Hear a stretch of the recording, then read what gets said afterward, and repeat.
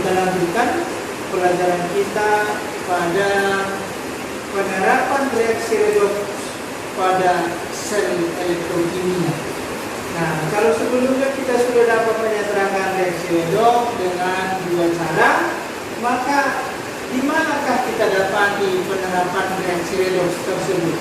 Nah, kita perhatikan pada sel elektrokimia. Sel elektrokimia ada reaksi redoks yang spontan terjadi, ada reaksi redoks tidak spontan, harus ada yang mempengaruhinya.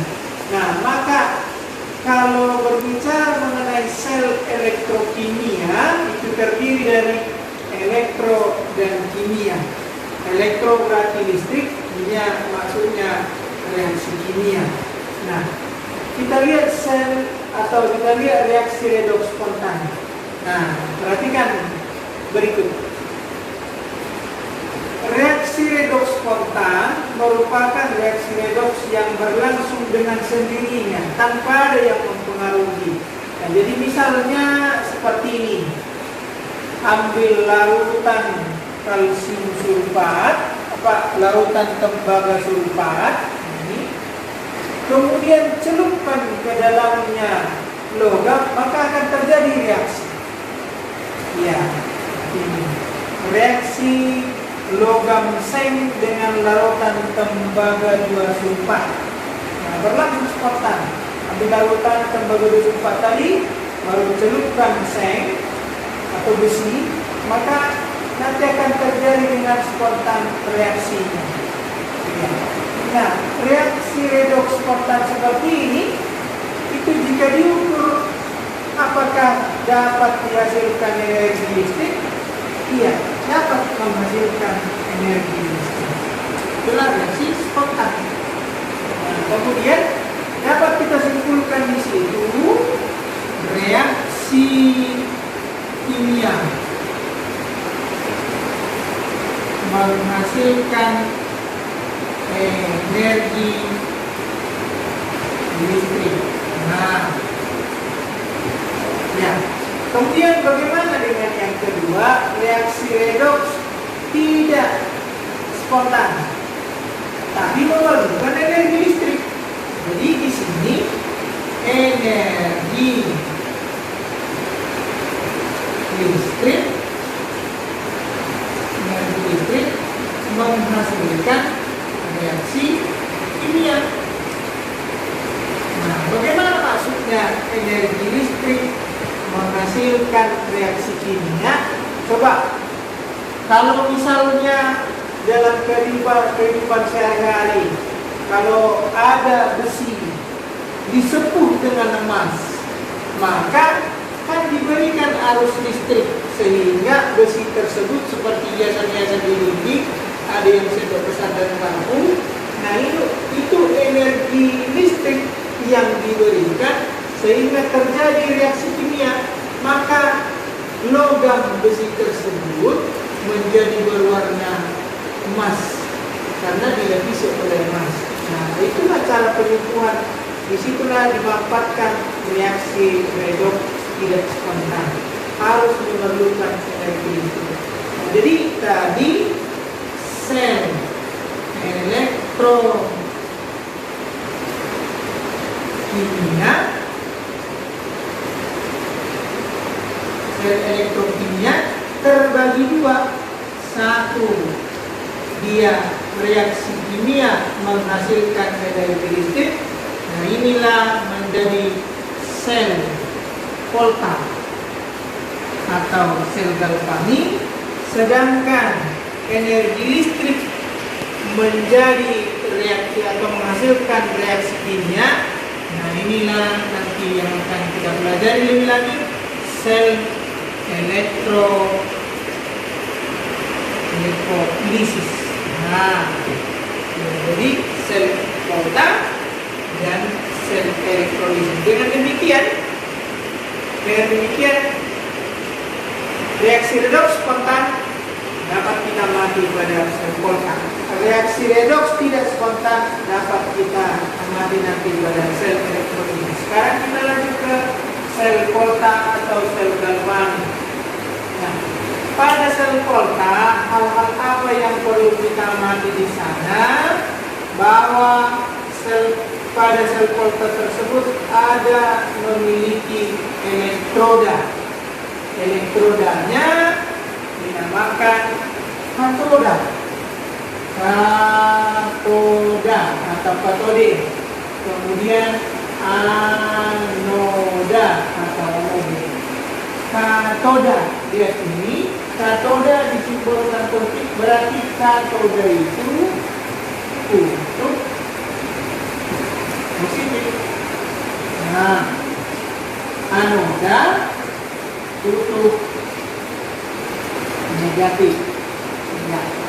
Pada katoda terjadi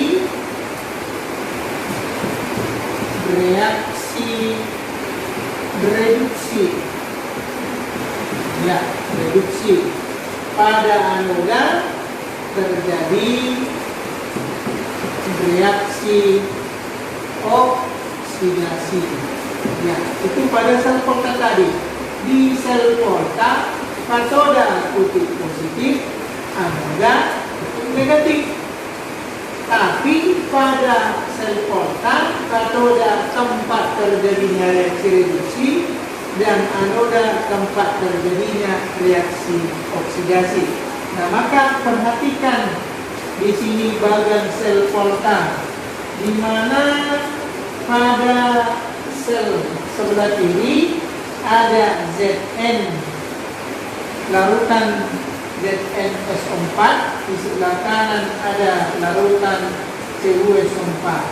Katodanya digunakan logam Cu, anodanya digunakan logam Zn. Jadi kalau ZnS, nah ini di anoda tadi terjadi reaksi oksidasi, berarti mengalami reaksi Zn2 positif tambah 2 elektron. Nah, ini di mana?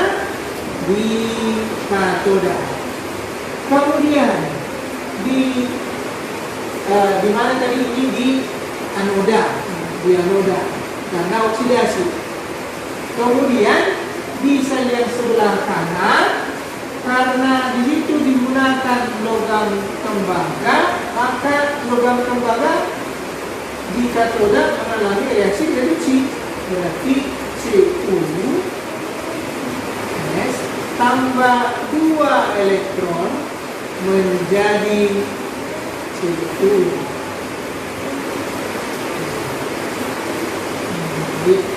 Jadi di sini sambutannya nanti yang mengalami reduksi, yakni di katoda.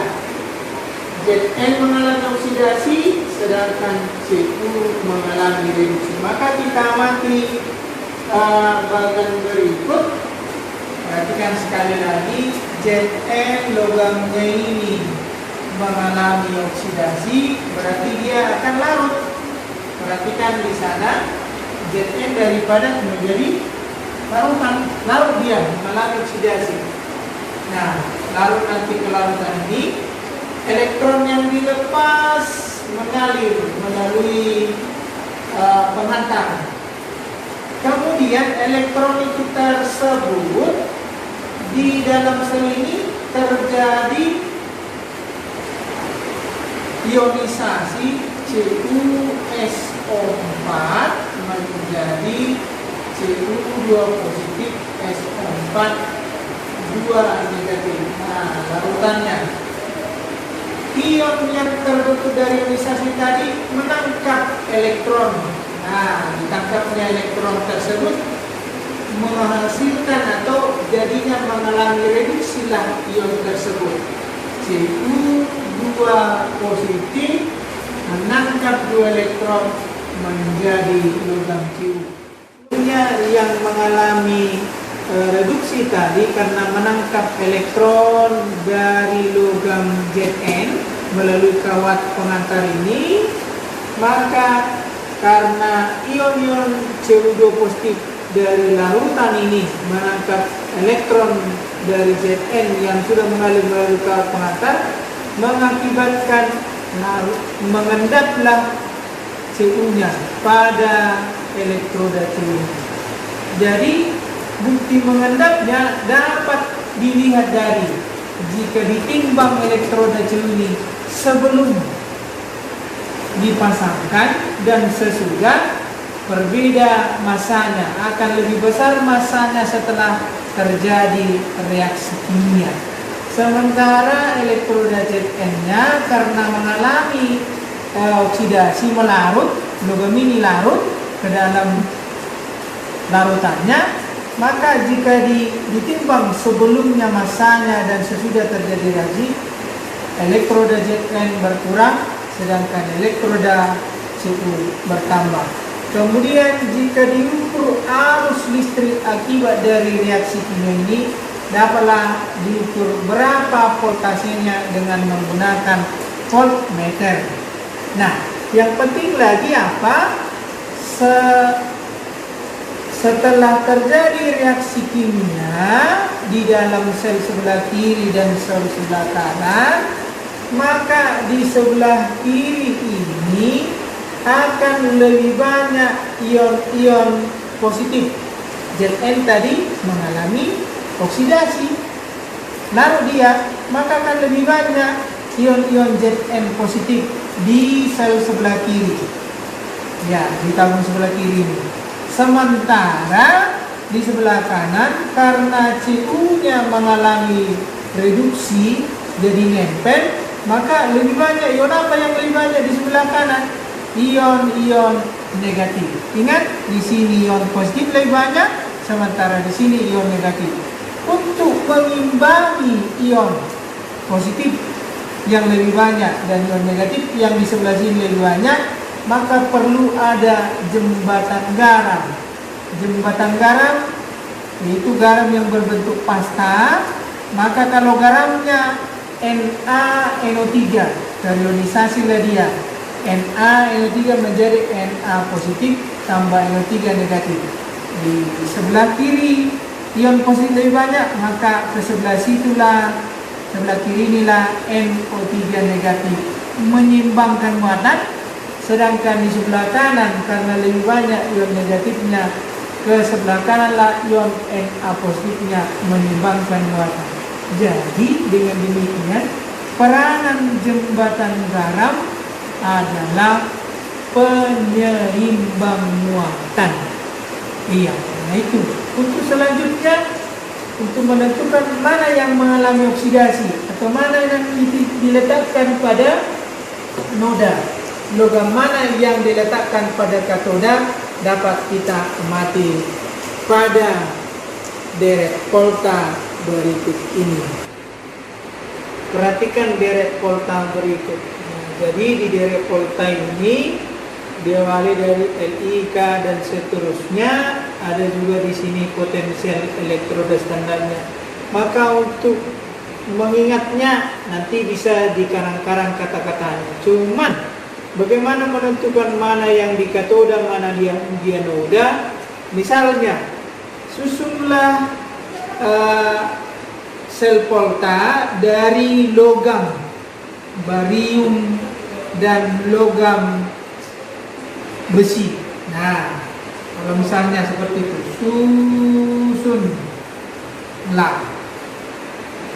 susunlah sel volta dari logam barium dan logam Fe. Nah, ini mana ini barium dengan Fe ini? Siapa yang berperan jadi katoda, siapa yang di anoda? Maka dari deret volta ini dapat kita mengingat.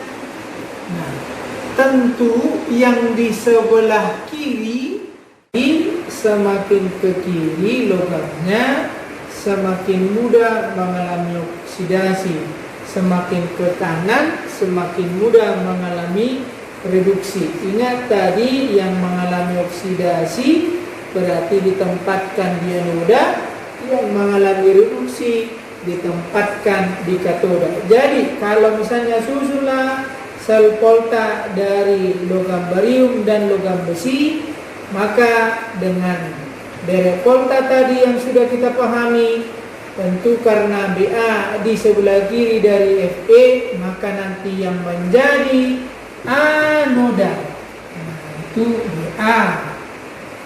Dan katodanya adalah FE. Kenapa? Karena BA yang mengalami oksidasi dan FE yang mengalami reduksi. Kenapa FE mengalami reduksi? Dia berada di sebelah kiri, di sebelah kanan dari barium, sedangkan barium di sebelah kiri dari besi. Itulah gunanya untuk mengingat deret poltain. Maka perhatikan di sini, semakin ke kiri kedudukan logam dari deret polta, logam tersebut semakin reaktif. Karena dia lebih reaktif, maka dia mudah melepas elektron. Mudah melepas elektron berarti mudah mengalami oksidasi. Mudah mengalami oksidasi, dia sebagai reduktor. Semakin ke kanan, maka kurang reaktif. Dia sukar melepas elektron, tapi menerima elektron, berarti dia lebih mudah mengalami reduksi.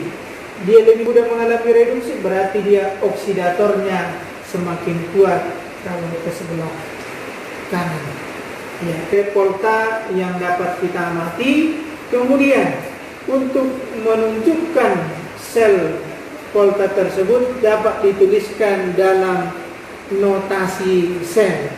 Jadi kalau tadi seperti ini reaksinya, Zn menjadi Zn2 positif tambah 2 elektron, logamnya menjadi larut. Nah, kemudian Cu ionnya mengalami reduksi menjadi Cu. Ini kalau kita jumlahkan, ini reaksi oksidasi di anode, reaksi reduksi di katode. Jadi reaksinya Zn padat tambah Cu2 positif larutan. Jadi Zn2 positif mengalami oksidasi dan Cu-nya mengalami reduksi Cu. Nah, digambarkanlah dia dalam notasi sel. Zn mengalami oksidasi menjadi Zn2 positif, jembatan garam. Cu mengalami reduksi dari Cu2 positif menjadi Cu. Nah, ini yang dinamakan notasi sel. Notasi sel atau diagram sel. Sedangkan ini reaksi sel. Nah, untuk menentukan berapa potensial sel masing-masing logam ini harus ada yang menjadi standarnya. Jadi jika diukur pada suhu 25 derajat Celcius, ini suhunya, oke, dan pada tekanan 1 atmosfer. Nah, pada tekanan 1 atmosfer dan konsentrasinya 1 molar, maka pengukuran ini dinamakan pengukuran dalam keadaan standar. Yang digunakan sebagai standarnya atau pembandingnya adalah atom atau ion hidrogen. Nah, ini hidrogen. Jadi H2 gas menjadi 2H positif tambah 2 elektron potensial. Nah, kalau kita balikkan 2H positif tambah 2 elektron menjadi H2 gas. Ini kan reaksi reduksi. Potensial reduksinya E0-nya ini sama dengan 0,0. Inilah digunakan sebagai standar seperti pada derek portal berikut. Nah, dia 0. Yang di sebelah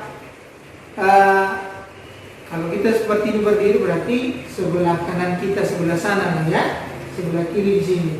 Semakin ke kanannya sana atau ke kirinya namanya sana, itu, perhatikan, maka potensial elektrodanya adalah bertanda negatif.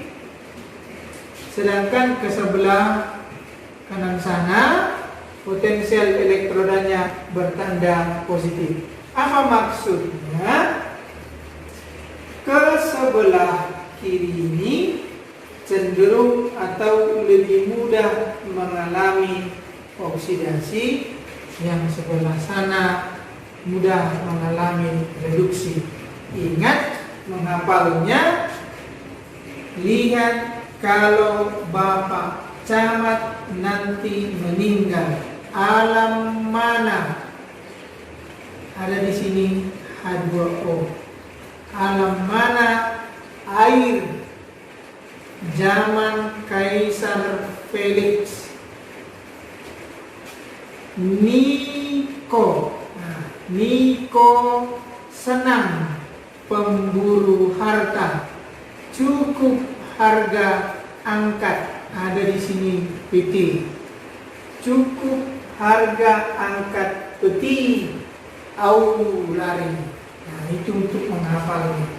Jadi logam mana yang kita sebutkan duluan dalam repolta, itulah yang lebih mudah mengalami oksidasi. Yang belakang kita sebutkan, itu yang lebih mudah mengalami reduksi.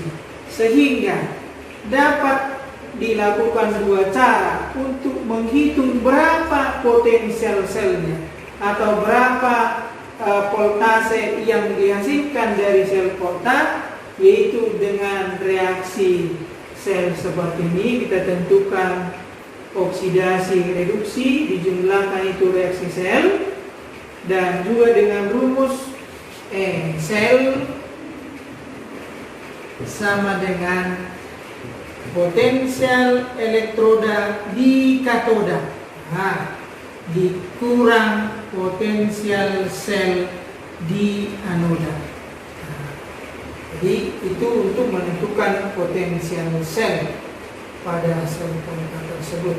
Untuk itu ada pada slide-slide berikutnya atau pada buku pegangan kita berapa potensial sel reduksi dari barium, berapa potensial sel reduksi dari kalium, dan seterusnya ada pada buku pegangan kita. Namun untuk memahami bagaimana cara menghitung potensial sel, dapat kita lihat contoh soal berikut. Diketahui potensial elektroda sebagai berikut. Nah, CD 2 positif mengalami reduksi, potensial elektrodanya minus 0,40 volt. CU mengalami reduksi menjadi CU, potensial elektrodanya positif 0,34 volt. Nah, ditanya tuliskan diagram sel volta yang dapat disusun dari kedua elektroda tersebut, tuliskan reaksi selnya, tentukan potensial sel standar. Maka diagram sel, ingat diagram sel, notasi sel. Maka untuk memahaminya atau menjawabnya ini, ingat dulu dari potensial elektrodanya ini negatif 0,40 dan positif 0,34. Mana sebagai katoda? Mana sebagai anoda? Atau mana yang direduksi? Mana yang dioksidasi? Tentu masih ingat, semakin positif berarti dia direduksi. Jika direduksi berarti diletakkan di katoda. Katoda. Jadi di sini Cu. Cu lah yang direduksi. Kita tuliskan reaksinya menjadi Cu 2 positif tambah 2 elektron, kemudian menjadi Cu. Nah, ini.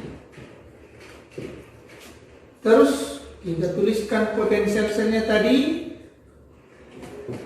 0 sama dengan positif 0,34 34 volt. Nah, kemudian mana yang dioksidasi? Tadi di katoda Cu lah yang direduksi. Kemudian di anoda Cd lah yang dioksidasi. Kita tuliskan Cd dari logamnya menjadi Cd 2 positif ditambah 2 elektron. Nah, ini larut karena mengalami oksidasi. Kemudian yang diketahui potensial reduksi. Kalau menjadi reaksi oksidasi, bagaimana potensial reduksinya ini? Tentu berubah. Di sini reduksi menjadi oksidasi, E0-nya nilainya sama, tandanya yang berbeda. Artinya potensial reduksi sama besarnya dengan potensial oksidasi. Sama dengan positif 0,40 volt. Perhatikan baik-baik, minus karena reduksi, positif karena oksidasi. Jadi kita jumlahkan reaksi selnya, maka Cd tambah Cu 2 positif menghasilkan Cu tambah Cd 2 positif. Sel atau potensial sel sama dengan jumlahkan positif 0,74 volt. 0,74 volt. Nah, ini yang sudah kita kerjakan adalah tuliskan reaksi sel. Nah, bagaimana kalau diagram sel? Jadi diagram selnya adalah Cd menjadi Cd 2 positif, jembatan garam, Cu mengalami reduksi menjadi Cu. Selnya sama dengan positif 0,74 volt. Nah, itu diagram selnya. Ini reaksi selnya. Terus dapat juga ditentukan potensial selnya dengan menggunakan rumus sel sama dengan potensial elektroda di katoda dikurang potensial sel elektroda di anoda. Maka ingat tadi selnya harus sama hasilnya dengan reaksi. Di katoda berapa tadi? Di katoda adalah positif 0,34 dikurang 0,40, maka hasilnya sama dengan positif 0,74 volt. Artinya dengan reaksi sel harus sama hasilnya dengan menggunakan rumus, di mana kalau dengan rumus potensial sel yang kita gunakan tetap potensial sel reduksi karena di sini ada kurang-kurang. Tapi kalau dengan reaksi kita harus mengubah di reaksi oksidasinya dulu, karena di reaksi oksidasi potensialnya harus potensial oksidasi, kebalikan dari potensial sel reduksi. Nah, inilah cara kerja atau menentukan potensial sel pada contoh tadi. Untuk lebih memahami, kita kerjakan soal berikut. Tuliskan notasi sel, kemudian reaksi sel, kemudian potensial sel. Nah, iya. Jadi kalau seperti ini soalnya, maka kita lihat dari soal, nolnya positif 80, ini negatif 2,37. Dapatlah kita pastikan yang positif mengalami reduksi, yang negatif mengalami oksidasi. Jadi notasi selnya dapat langsung kita tuliskan Mg mengalami oksidasi menjadi Mg2 positif, jembatan garam 2Ag positif mengalami reduksi menjadi 2Ag. Nah, inilah notasi selnya A. Reaksi selnya kita tuliskan reaksi selnya yang B, pertanyaan B. Iya, Ag positif ditambah elektron menjadi Ag, potensial reduksi positif 0,80 volt. Sementara reaksi Mg harus kita ubah Mg2 menjadi Mg2 positif tambah 2 elektron. Sini Mg pada 8. Potensial oksidasinya jadi berubah positif 2,37 volt. Dijumlahkan menjadi kali 2 ya, Mg tambah 2Ag positif menghasilkan Mg2 positif tambah 2Ag. Sel sama dengan, ya, kita jumlahkan Sel sama dengan 7, 1, 3 positif 3,17 volt. Nah, itu potensial selnya berarti positif 3,17 volt. Itulah potensial sel. Nah, C. Tapi bagaimana kalau kita kerjakan dengan rumus, apakah sama hasilnya? E sel sama dengan E katoda kurang E anoda sama dengan sini tidak diubah nilainya, maka positif 0,80 dikurang 2,37. Iya. Hasilnya tetap sama, positif 3,17 volt. Jadi dengan rumus hasilnya sama dengan menggunakan reaksi. Sama.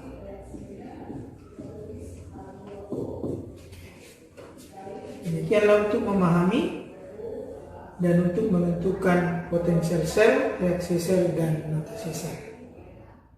Sel Volta terbagi dua, yaitu sel primer dan sel sekunder. Sel primer itu sel yang habis pakai, tidak dapat diisi atau dicas, isi kembali, ya, kembali. Nah, oke. Nah, contohnya ini apa? Sel primer ini contohnya baterai kering, kemudian sel aki atau akumulator. Nah, maka di sini yang penting catatan adalah apa katodanya, apa anodanya, itu dicatat di catatannya. Terus bagaimana reaksi yang terjadi, terus habis itu apa zat elektrolitnya. Nah, itu diisi pada catatannya. Jadi supaya lengkap. Demikian pada contoh-contoh yang berikutnya. Kita lihat yang kedua, sel sekunder.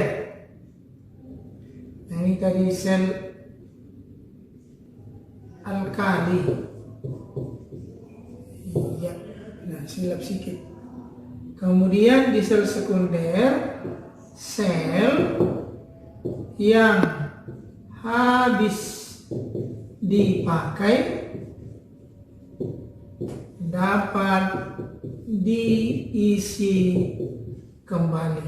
Nah, ini apa contohnya? Yang pertama atau A, sel aki, akumulator. B, sel nikel, sel nikel kadmium. Nah, ini.